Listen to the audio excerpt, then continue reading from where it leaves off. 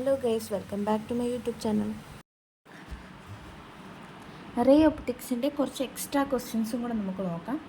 കാരണം ഇതിൽ exercise questions ഉണ്ട്. എക്സാമ്പിൾ ഞാൻ വേറെ തന്നെ വീഡിയോ ആയിട്ട് ചെയ്തിട്ടുണ്ട്. എക്സസൈസ് ക്വസ്റ്റ്യൻസ് ഉണ്ട്. പിന്നെ കുറച്ച് കൂടുതൽ നീറ്റ്, ബോർഡ് എക്സാംസിന് പോലുള്ള എക്സാംസിന് ചോദിക്കാൻ സാധ്യതയുള്ള ചോദ്യങ്ങൾ ഇവിടെ കൊണ്ടുവന്നിട്ടുണ്ട്. പിന്നെ പ്രീവിയസ് ഇയർ നീറ്റ് ക്വസ്റ്റ്യൻസും ഇതിൽ ഉൾപ്പെടുത്തിയിട്ടുണ്ട്. ഇത് 2 പാർട്ടായിട്ട് എടുക്കാനാണ് ഞാൻ ഉദ്ദേശിച്ചിരിക്കുന്നത്. സോ ഇത് ആദ്യത്തെ പാർട്ടാണ്. നമുക്ക് ആദ്യത്തെ ക്വസ്റ്റ്യനിലേക്ക് പോവാം. മിക്സ്ഡ് ആയിട്ടാണ്, ആ ടോപ്പിക് വൈസ് അല്ല, മിക്സ്ഡ് ആയിട്ടുള്ള ക്വസ്റ്റ്യൻസ് ആണ് എല്ലാമേ. Okay. The light incident normally on a plane mirror attached to a galvanometer coil retraces backwards. A current in the coil produces a deflection of 3.5 degree of the mirror. The displacement of the reflected spot of light on a screen placed 1.5 meter away is. Question ഇതാണ്. പറഞ്ഞിരിക്കുന്നത് ഒരു light ഉണ്ടായിരുന്നു. ഇതാണ് ഞാൻ ലൈറ്റിന് S എന്ന് കൊടുത്തിട്ടുണ്ട്. ഒരു plain mirror, initially plain mirror തന്നെ ഇങ്ങനെയായിരുന്നു.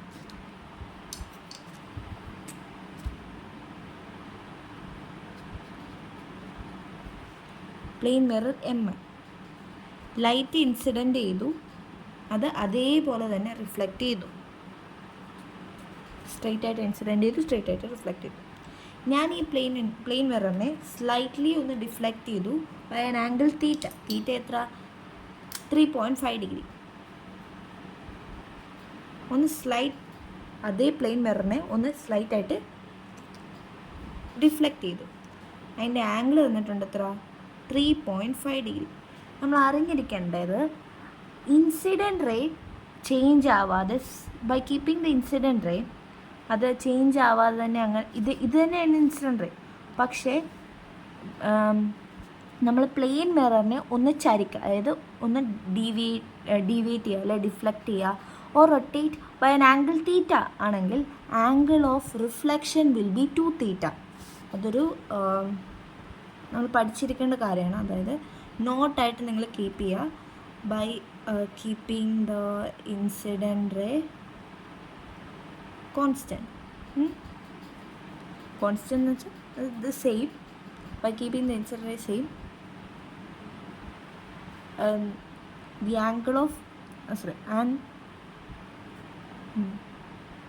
rotating the plane mirror by an angle, ഇവിടെ 3.5 ഡിഗ്രി എന്ന് പറയുന്നു, നമ്മളിവിടെ തീറ്റ എന്ന് പറയുന്നു. അങ്ങനെയാണെങ്കിൽ the angle of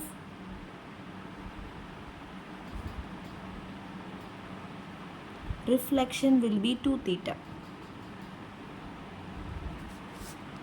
അങ്ങനെയാണെങ്കിൽ ഇവിടെ ആംഗിൾ ഓഫ് റിഫ്ലക്ഷൻ എത്ര ആയിരിക്കും? 2 തീറ്റ. ഇതുകൊണ്ട് ഇത് NCERT ക്വസ്റ്റ്യൻ ആണ്. പിന്നെ പ്രീവിയസ് ഇയർ 2017 കണ്ട് നീറ്റിന് ചോദിച്ചിട്ടുണ്ട്. അത് എക്സ് ആൻഡ് വൈ എന്ന് പറഞ്ഞാൽ ചോദിച്ചത്. പക്ഷേ നമ്മുടെ NCERT ഇത് ഡയറക്റ്റ് വാല്യൂസ് തന്നിട്ട് ചോദിച്ചതാണ്. ഇത് 2 തീറ്റ ആണ്. അപ്പോൾ ഇവിടെ തീറ്റ എത്ര? 3.5 ഡിഗ്രി. 3.5 2 × 3.5 7 ഡിഗ്രിയാണ് ഇവിടുത്തെ 2 തീറ്റ. അങ്ങനെയാണെങ്കിൽ ഡിസ്പ്ലേസ്മെൻറ്റ് ഓഫ് ദ റിഫ്ലക്റ്റഡ്, അതായത് എത്ര ഡിസ്പ്ലേസ് ചെയ്തു. ഇനീഷ്യലി ഇവിടെ ആയിരുന്നു റിഫ്ലക്റ്റ് ചെയ്ത്, അതുപോലെ തന്നെ തിരിച്ചു വന്നു സോഴ്സ് ഓഫ് ലൈറ്റ് ഇമേജ്. ഇനി ഇവിടെ ആയിരിക്കുമല്ലോ വരുന്നത്. അപ്പോൾ ഈ ഒരു ഡിസ്റ്റൻസ്, ഈ D ഡിസ്റ്റൻസ് ആണ് ചോദിക്കുന്നത്. നമുക്കറിയാം ഇങ്ങനൊരു ആംഗിൾ കാണുമ്പോൾ, ഒരു റൈറ്റ് ട്രയാംഗിൾ, അതിനകത്തൊരു ആംഗിൾ തന്നിട്ടുണ്ട്, അങ്ങനെയാണെങ്കിൽ D തന്നിട്ടുണ്ട്. അതുപോലെ തന്നെ ഈ സെപ്പറേഷനും തന്നിട്ടുണ്ട് 1.5 മീറ്ററിന്. അങ്ങനെയാണെങ്കിൽ നമ്മൾക്ക് ടാൻ തീറ്റ എടുക്കണോ സൈൻ തീറ്റ എടുക്കണോ? ടാൻ തീറ്റ എടുക്കാം അല്ലേ? കാരണം സൈൻ തീറ്റ ആണെങ്കിൽ ഇത് വേണം, hypotenuse. Tan theta is equal to D/S എന്നിടാം. D/S എന്ന് വെച്ചാൽ D/1.5 മീറ്റർ. നമുക്ക് തീറ്റ എത്ര? 7 ഡിഗ്രി എന്നിടാം.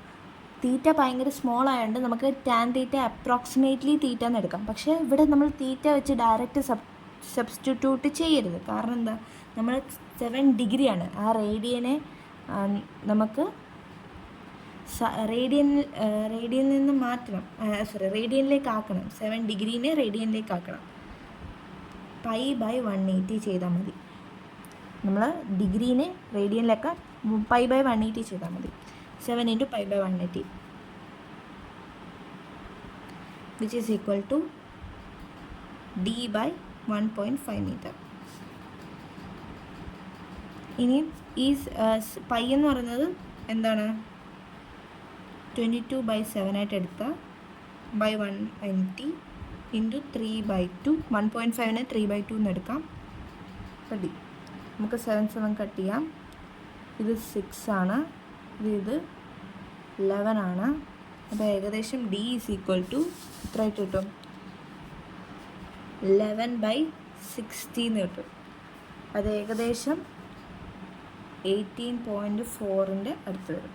അതായത് 6 ഒരു പ്രാവശ്യം 6 അങ്ങനെ 80.4 മീറ്റർ എന്ന് കിട്ടും answer. I hope it is clear for you. ഒന്നുകൂടെ വീഡിയോ കണ്ടാൽ നിങ്ങൾക്ക് മനസ്സിലാവും. നമ്മൾ ആകെപ്പാട് ഈ ക്വസ്റ്റ്യനിൽ മനസ്സിലാക്കി, ബാക്കി എല്ലാം കാൽക്കുലേഷനാണ് നമ്മൾ സ്വന്തമായിട്ട് ചെയ്യേണ്ടത്. ആകെപ്പാട് നിങ്ങൾ മനസ്സിലാക്കേണ്ട ആ ഒരു സ്റ്റാർട്ടിങ് പോയിൻ്റ് എന്ന് വെച്ചാൽ, നമ്മുടെ ഇൻസിഡൻറ്റ് റേ സെയിം ആയിട്ട് വെച്ചിട്ട് പ്ലെയിൻ മിററിനെ ഒന്ന് സ്ലൈറ്റ് ഡീവിയേറ്റ് ചെയ്ത് ഒരു ആംഗിൾ തീറ്റ വെച്ചിട്ട്, അങ്ങനെയാണെങ്കിൽ angle of reflection will be 2 തീറ്റ. ഇത്ര ഓർത്താൽ മതി. അതാണ് ഈ ചോദ്യത്തിലെ കോൺസെപ്റ്റ് നിങ്ങൾ അറിഞ്ഞിരിക്കേണ്ടത്. ഇനി അടുത്ത ക്വസ്റ്റ്യനിലേക്ക് പോകാം.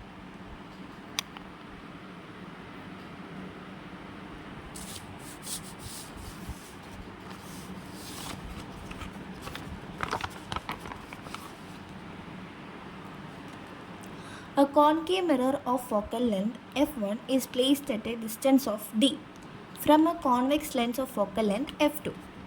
A beam of light coming from infinity and falling on this convex lens and concave mirror combination returns to the infinity and the distance must be equal to. ഇതാണ് എൻ്റെ ഡയഗ്രാം. അതായത് ഒരു കോൺവെക്സ് ലെൻസ് ഉണ്ടായിരുന്നു,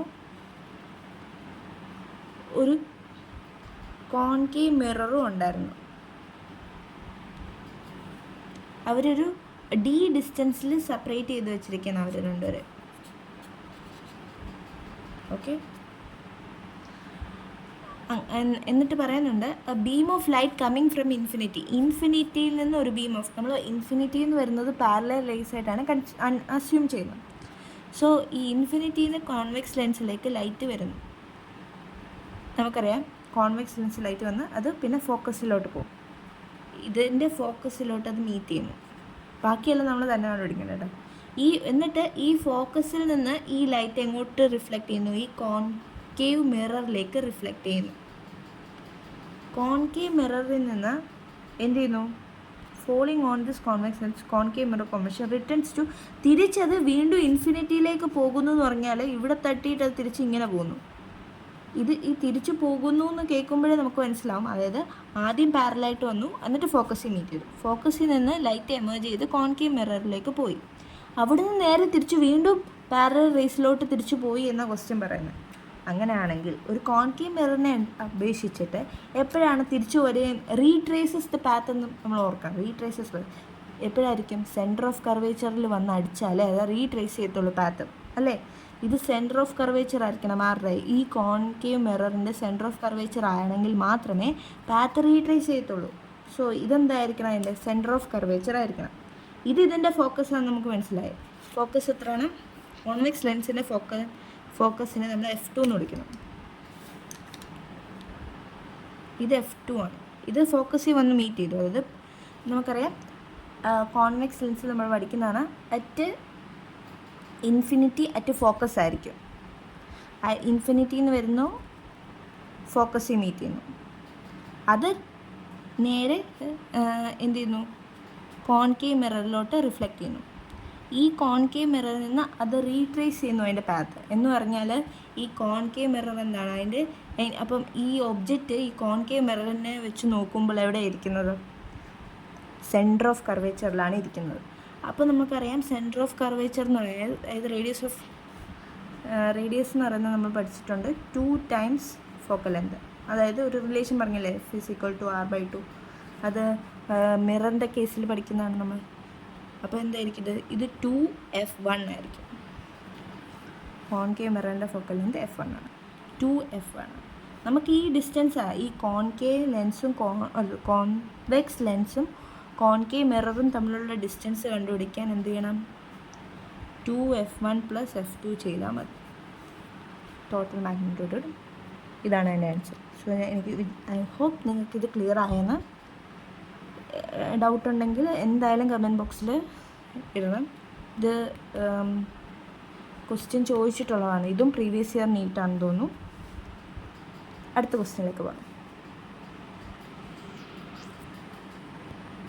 I hope നിങ്ങൾക്ക് ഇത്രയും മനസ്സിലായെന്ന്. So എന്തെങ്കിലും doubt ഉണ്ടെങ്കിൽ എന്തായാലും കമൻറ്റ് ബോക്സിൽ രേഖപ്പെടുത്തണം. ഞാൻ മെയിനായിട്ടുള്ള ഇമ്പോർട്ടൻറ്റ് 3 ക്വസ്റ്റ്യൻസ് തന്നെയാണ് ഡിസ്കസ് ചെയ്തിരിക്കുന്നത്. Thank you for watching my video. എന്തായാലും ഇതിൻ്റെ പാർട്ട് 2 വരുന്നുണ്ടാവും.